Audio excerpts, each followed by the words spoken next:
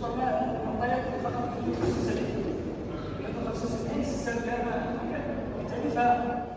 خلقها في أكتوبر 2014 بتعليمات من صاحب الجلالة أعزه الله، ومنذ هذا التاريخ بدأت بتنظيم كل النسخ التي جاءت بعد هذا التاريخ.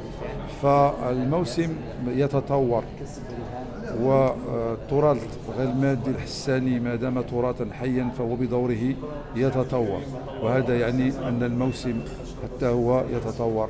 فهذا التطور فيه وجهين، الأهم من كل هذا والأمور التي يمكن أن أقول أنها نجحت، فقبل أو بعد 2004 كانت هناك تجليات، وبعض المكونات ديال التراث الحساني البيضاني كانت مهددة بالانتظار. التي برمجت في الجلسة الرابعة للندوة الرسمية لمهرجان أموكار في دورته السادسة عشر حول تشكل الفرجة المسرحية الحسانية من خلال محاولة استنكاه واستحضار الرهانات الثلاث التي تحاول هذه الندوة مقاربتها، وهو رهان الحفاظ والصون ثم التثمين. الفرجة المسرحية الحسانية على كل حال. طبعا اجتمعنا اليوم في إطار النسخة السادسة عشر لموسم الطنطان في إطار ندوة ثقافية تعنى بالثقافة الحسانية.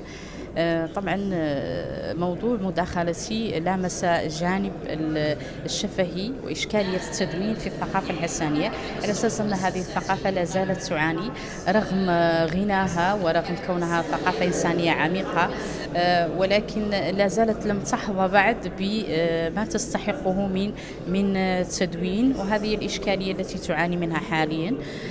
طبعا التدوين هي مسؤولية الكثير من الأفراد، سواء على مستوى الأفراد أو على مستوى المؤسسات.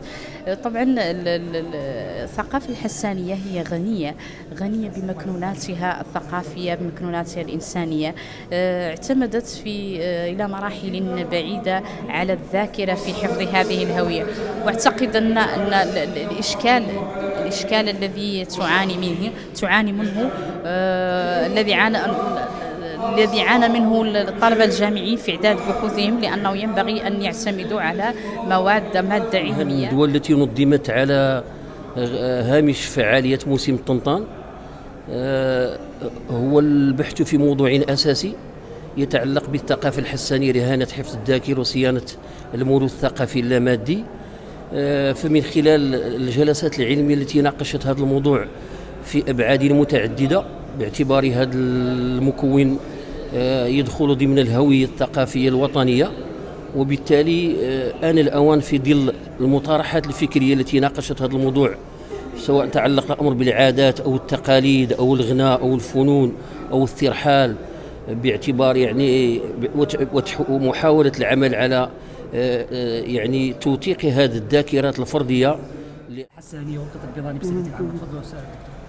شكرا جزيلا. إذا شاركنا في هذه الندوة بدعوة من مؤسسة موكار